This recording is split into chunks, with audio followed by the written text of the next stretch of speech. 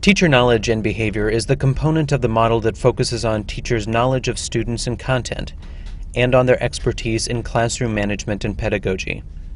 Teacher behavior is the element of teacher knowledge and behavior that encompasses classroom management and pedagogy. More information on this can be found in the Technology as Facilitator of Quality Education model. The students are learning about the human heart by gathering and analyzing data on their own heart rates. The teacher demonstrates classroom management, specifically conduct management.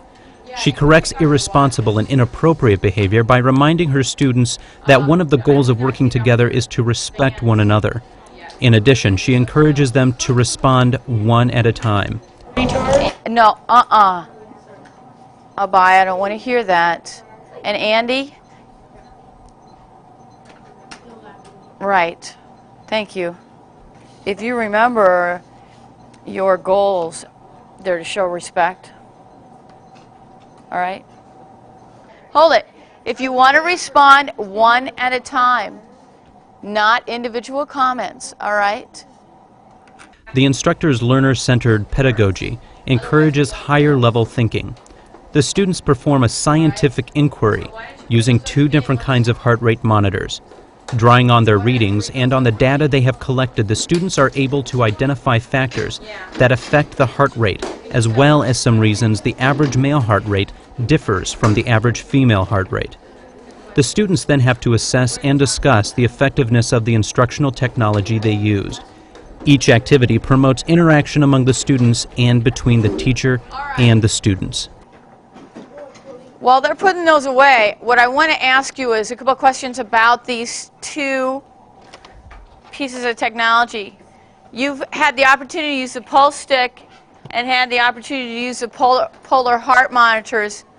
What do you think about those? And which do you think perhaps is more accurate? I think the polar heart.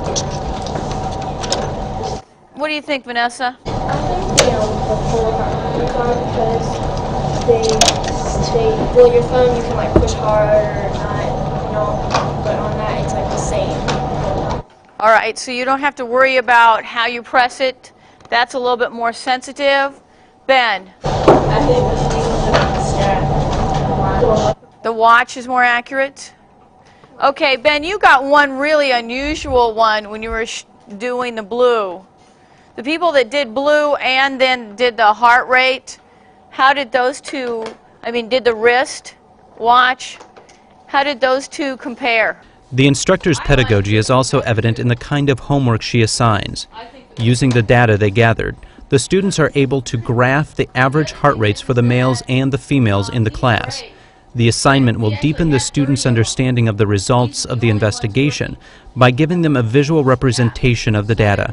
This may well give them a better idea of the differences between the heart rate averages for the males and females, and may help them draw conclusions as to why there is a difference at all. This engages the students in meaningful learning. All right. The other thing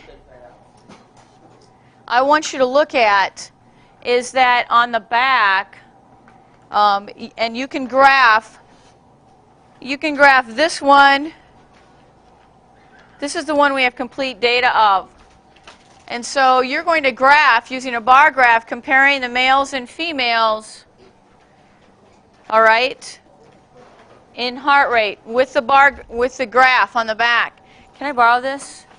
You can see the graph has 4 places, so you're probably going to be comparing exercise heart rate, so you need a good title, a very good descriptive title, so don't just say heart rate, because you're measuring heart rate in everything.